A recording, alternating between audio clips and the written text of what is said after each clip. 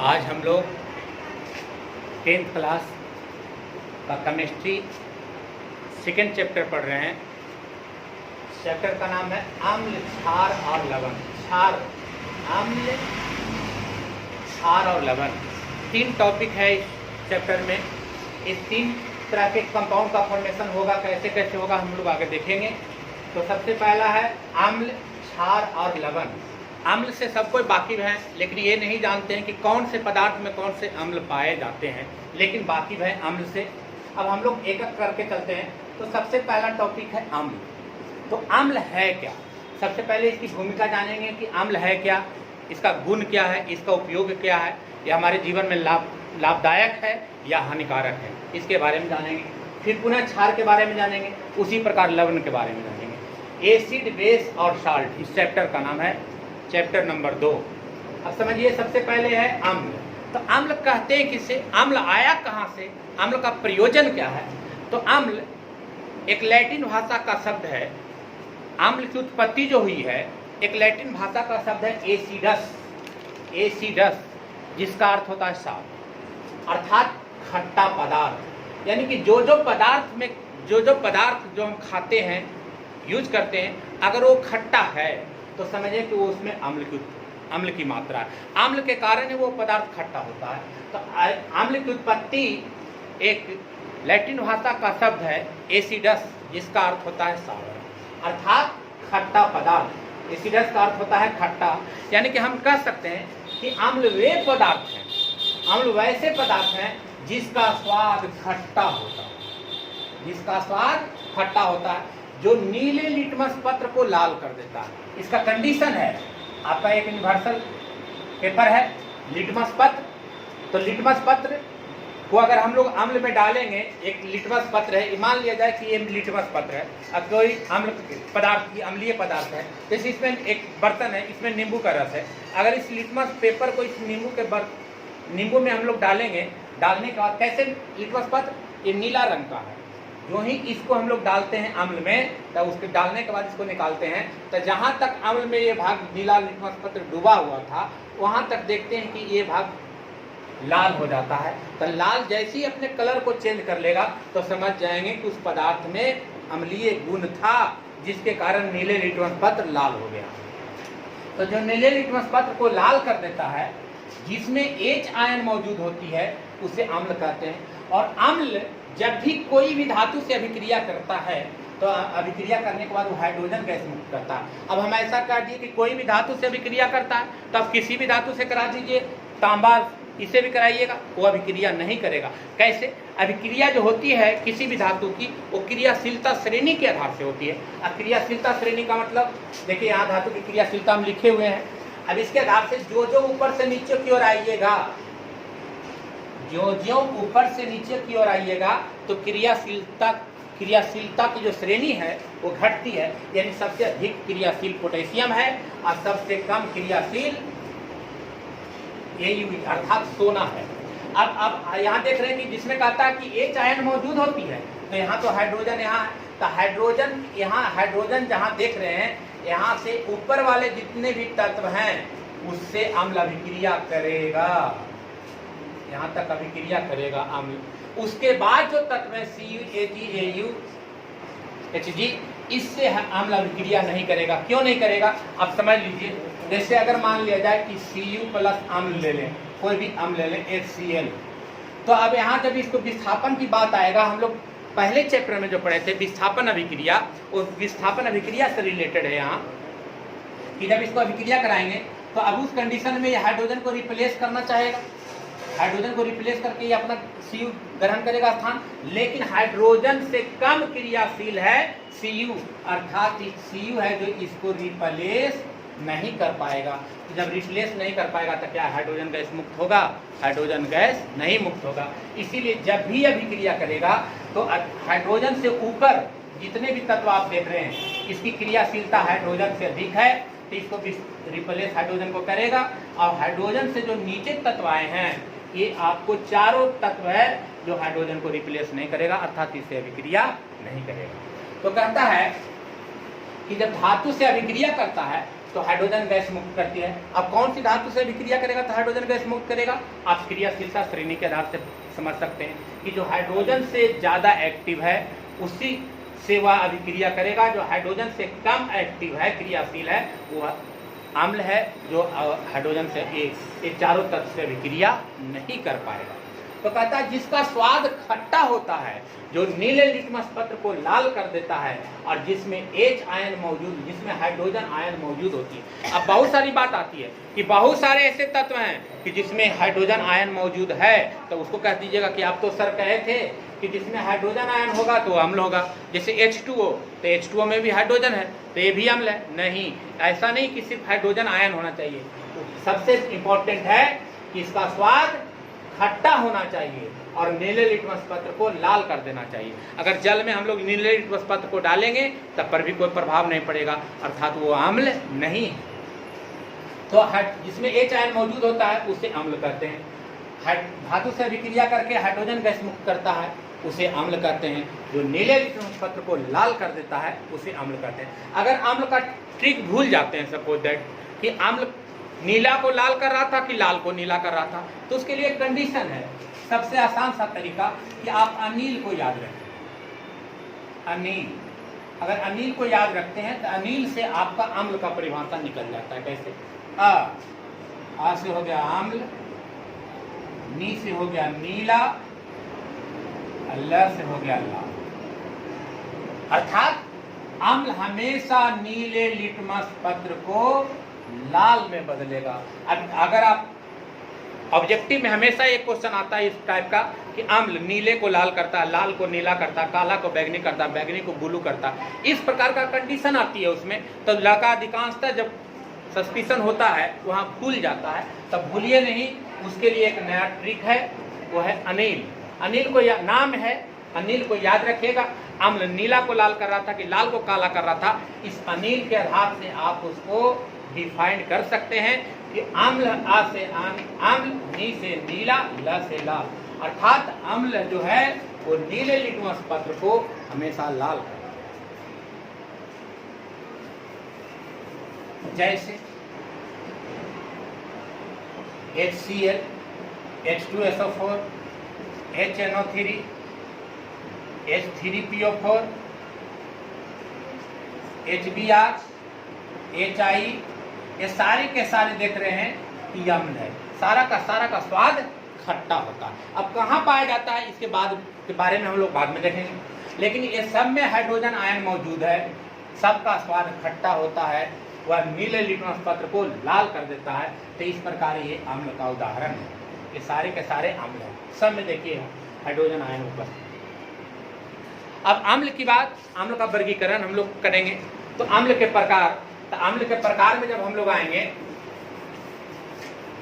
तो अम्ल कई प्रकार के होते हैं। उसमें सबसे पहला है अम्ल के प्रकार। अम्ल कई प्रकार के हैं। पहला है हाइड्रा अम्ल। हाइड्रा अम्ल, तो बात रही कि हाइड्रा अम्ल किसको कहते हैं।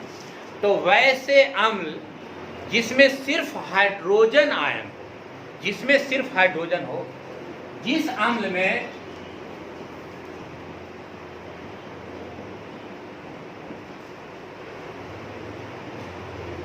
हाइड्रोजन आयन हो, अर्थात H आयन हो, उसे हाइड्रा अम्ल कहते हैं।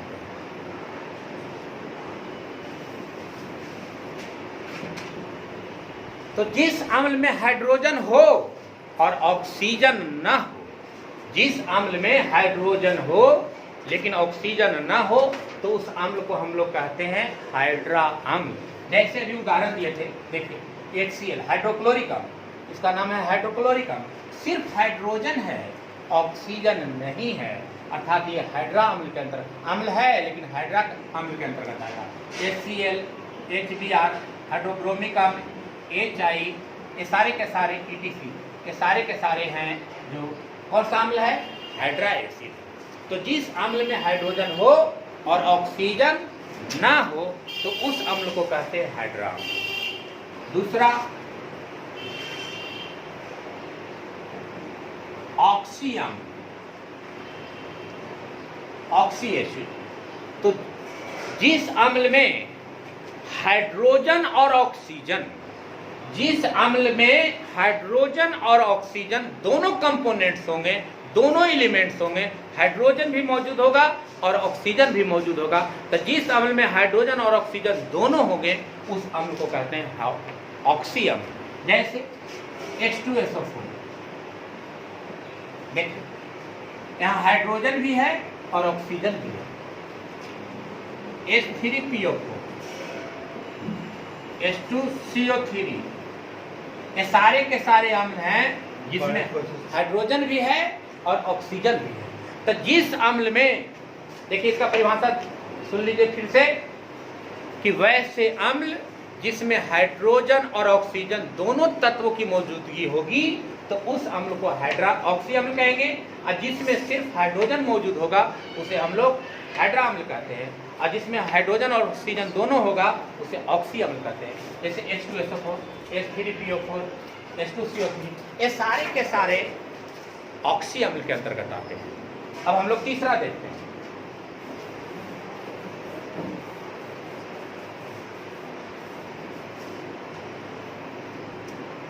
कार्बनिक अम्ल।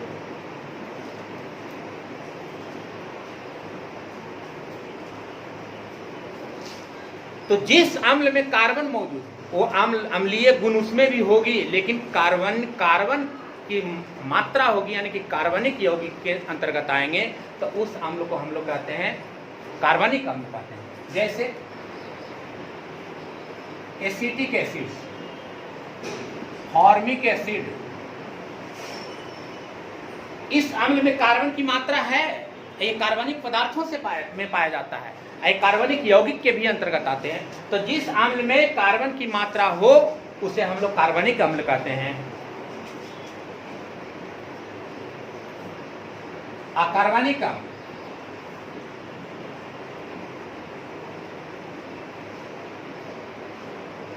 तो जिस अम्ल में कार्बन की मात्रा ना हो, अर्थात वो कार्बनिक यौगिक के अंतर्गत नहीं आता हो, तो जिस अम्ल में कार्बन की मात्रा नहीं होगी वो कहलाएगा आपका अकार्बनिक अम्ल। जैसे हाइड्रा अम्ल और ऑक्सी अम्ल देखें, तो हाइड्रा अम्ल और ऑक्सी अम्ल जितने भी अम्ल थे दोनों, वो सारे के सारे अकार्बनिक अम्ल थे, चाहे वो HCl हो, HBr हो, H2SO4 हो, H3PO4 हो, etc। तो ये सारे के सारे आपके आते हैं अकार्बनिक अम्ल, और जिसमें कार्बन की मात्रा होगा उसे हम लोग कहेंगे कार्बनिक अम्ल। अब यहाँ के आधार से, कार्बनिक और अकार्बनिक के आधार से दुर्बल अम्ल और प्रबल अम्ल की कंडीशन उत्पन्न होगी। तो दुर्बल अम्ल किसको कहेंगे और प्रबल अम्ल किसको कहते हैं? तो जितने भी कार्बनिक अम्ल होंगे, जितने भी कार्बनिक अम्ल होंगे वो सारे के सारे दुर्बल अम्ल कहलाते हैं। अब यहाँ से इसके आधार से ही वो उसकी उत्पत्ति होगी। तो जितने भी कार्बनिक अम्ल होंगे वो सारे के सारे दुर्बल अम्ल होंगे, और जितने भी अकार्बनिक अम्ल होंगे, अकार्बनिक यौगिक अर्थात जिसमें कार्बन की मात्रा ना होगा, तो जो अकार्बनिक अम्ल होते हैं वो सारे के सारे प्रबल अम्ल होते हैं, मजबूत अम्ल होते हैं। अकार्बनिक यौगिक जो होते हैं वो कमजोर अम्ल। इस प्रकार ये अम्ल का वर्गीकरण था। तो अम्ल के वर्गीकरण में हम लोग पढ़े हाइड्रा अम्ल, ऑक्सी अम्ल, कार्बनिक अम्ल, अकार्बनिक अम्ल, दुर्बल अम्ल और प्रबल। तो दुर्बल अम्ल समझ में आ गया कि जो कार्बनिक यौगिक से बने होंगे वो दुर्बल अम्ल कहलाएंगे, और जो अकार्बनिक यौगिक से बने होंगे वो प्रबल अम्ल कहलाएंगे। तो दुर्बल अम्ल और प्रबल अम्ल की तुलना में दुर्बल अम्ल और प्रबल अम्ल उत्पत्ति हुआ कार्बनिक और अकार्बनिक से। तो ये था क्लासिफिकेशन अम्ल का प्रकार। अब हम लोग पढ़ेंगे अम्ल की विशेष, अम्ल का गुण, अम्ल का गुण, प्रॉपर्टीज ऑफ एसिड, अम्ल के गुण। तो अम्ल के गुण में यहाँ गुण का जो कंडीशन होगा वो दो कंडीशन से होगा, एक भौतिक गुण और एक रासायनिक। तो जितने भी भौतिक गुण होंगे वो बिना रिएक्शन के होते हैं, और जितने भी रासायनिक गुण होंगे वो किसी न किसी तत्व से, यौगिक से, अन्य यौगिक से वो अभिक्रिया करके अलग पदार्थों का फॉर्मेशन करता है। तो अम्ल के गुण में हम लोग सबसे पहले पढ़ेंगे भौतिक गुण। भौतिक गुण, property of, physical property of acid. तो पहला है भौतिक गुण में सबसे पहला पॉइंट है कि अम्ल स्वाद में खट्टा होता है। पहला गुण कि अम्ल स्वाद में खट्टा होता है। दूसरा, अम्ल नीले लिटमस पत्र को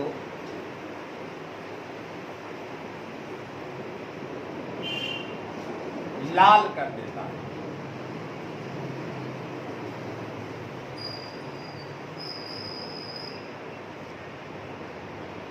इसमें H आयन मौजूद होती है।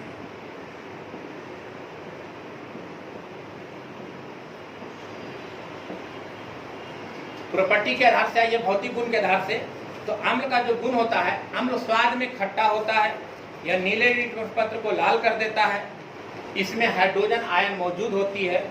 ये था आपका अम्ल का भौतिक गुण। बार बार एग्जाम में हर साल ये देखिएगा 2 गुण लिखने के लिए आता है, चाहे वो अम्ल का रहे या क्षार का रहे, अम्ल के 2 गुण लिखिए। ऑब्जेक्टिव में भी इससे क्वेश्चन अराइज होता है।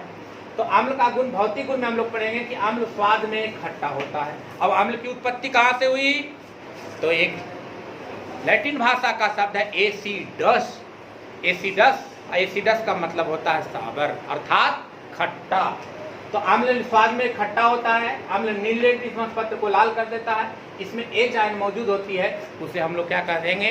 परिभाषा में ही आइए कि परिभाषा में तीनों का आपके अभी मिले हुए हैं। अगर परिभाषा याद होगा तो अम्ल का भौतिक गुण याद होगा।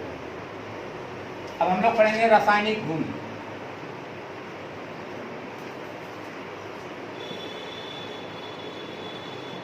फिजिकल प्रॉपर्टी, केमिकल प्रॉपर्टी, ये था फिजिकल प्रॉपर्टी, ये है केमिकल प्रॉपर्टी।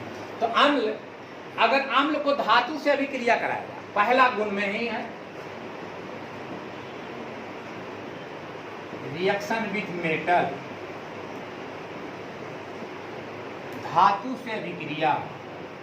तो किसी भी अम्ल को अगर धातु से अभिक्रिया कराएंगे, अब धातु में याद रखिएगा क्रियाशीलता श्रेणी हम लिखनी है, ऐसा नहीं कि इसके नीचे वाले तत्वों से करती है। जहां हाइड्रोजन है, इससे ऊपर वाले तत्वों के साथ अभिक्रिया करेगा, इसके नीचे वाले तत्वों के साथ अभिक्रिया नहीं करेगा। तो अगर अम्ल को धातु से अभिक्रिया कराएंगे तो अभिक्रिया कराने के पश्चात हमेशा हाइड्रोजन गैस रिलीज करेगा। जैसे अगर हम लिखते हैं KMgN, इसको अभिक्रिया करा दें H2SO4 के साथ, चाहे वो हाइड्रा अम्ल हो चाहे ऑक्सी अम्ल, कोई भी अम्ल ले लीजिए।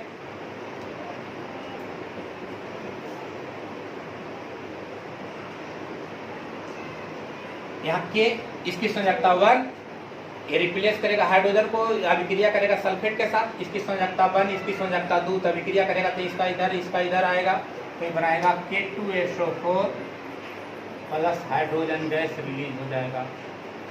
मैग्नीशियम का संयोजकता 2, क्लोरीन का संयोजकता 1, अल्टरनेट चेंज करेगा, बनाएगा MgCl2 प्लस H2। Na अभिक्रिया करेगा इसके साथ, इसका संयोजकता 1, इसका संयोजकता 2, तो बनाएगा Na2CO3 और प्लस हाइड्रोजन गैस। तो अम्ल हमेशा याद रखिए कि अम्ल धातु से अभिक्रिया करके हाइड्रोजन गैस रिलीज करते। पहला प्रॉपर्टी था धातु से अभिक्रिया, तो अम्ल धातु से अभिक्रिया कर हाइड्रोजन गैस का उत्पत्ति किया। अब देखिए सेकेंड रिएक्शन, क्षार से अभिक्रिया। तो हम जानते हैं एक है अम्ल और दूसरा है क्षार। अभी हम लोग क्षार पढ़े नहीं, लेकिन प्रॉपर्टी पढ़ना था इसलिए क्षार आ गया, इसके बारे में हम लोग तो जानेंगे आगे। तो अम्ल जब क्षार से अभिक्रिया करता है तो अम्ल का स्वाद खट्टा होता है और क्षार का स्वाद कड़वा होता है। जब अम्ल और क्षार को आपस में मिलाएंगे तब मिलाने के बाद ना तो वह खट्टा रह पाएगा और ना कड़वा रह पाएगा, वो अपने तीसरे प्रॉपर्टी को लागू करेगा। तो जब अम्ल क्षार से अभिक्रिया करता है तो हमेशा याद रखिएगा कि कोई भी अम्ल जब क्षार से अभिक्रिया करेगा तो वह लवण और जल का फॉर्मेशन करता है। तो लेकिन जब लवण और जल का फॉर्मेशन करेगा तो प्रॉपर्टी तो उसका चेंज हो गया, ना खट्टा रहा ना कड़वा रहा। तो इस अभिक्रिया को कहते हैं उदासीन अभिक्रिया, उदासीनीकरण अभिक्रिया। यही अभिक्रिया उदासीनीकरण है। कोई कहे कि उदासीनीकरण किसे कहते हैं? तो जब अम्ल को क्षार में या क्षार को जब अम्ल में मिलाते हैं तो वह न तो अम्लीय गुण में रह पाता है और न क्षारीय गुण में रह पाता है, इसी अभिक्रिया को कहते हैं उदासीनीकरण अभिक्रिया। तो अभिक्रिया करेगा तो यहाँ से NaCl बाहर अभिक्रिया करके बाहर हो जाएगा, NaCl और प्लस यहाँ से H, यहाँ से OH, H2O ये बनाएगा K2SO4 प्लस H2O। तो जब अम्ल है जो क्षार से अभिक्रिया करता है तो अम्ल क्षार से अभिक्रिया कर हमेशा लवण का निर्माण करता है। तो अम्ल प्लस क्षार, अगर अम्ल और क्षार को कभी भी अभिक्रिया कराएंगे तो अम्ल का स्वाद खट्टा और क्षार का स्वाद कड़वा। तो अब जब दोनों को मिलाते हैं तो मिलाने के बाद न तो उसमें अम्लीय गुण रह पाता है और न क्षारीय गुण रह पाता है, वो दोनों उदासीन हो जाता है। तो अम्ल और क्षार अभिक्रिया करके लवण और जल का निर्माण करता है। इसी अभिक्रिया को कहते हैं उदासीनीकरण, उदासीनीकरण अभिक्रिया। इस प्रकार हम लोग 2 गुण आज बहुत रासायनिक गुण में 2 गुण पढ़े, बाकी आगे इसकी प्रॉपर्टी और विशेषता, इसके कैरेक्टर जो भी है वो अगले वीडियो में हम लोग कल इसका इस्तेमाल करेंगे। तब तक के लिए धन्यवाद।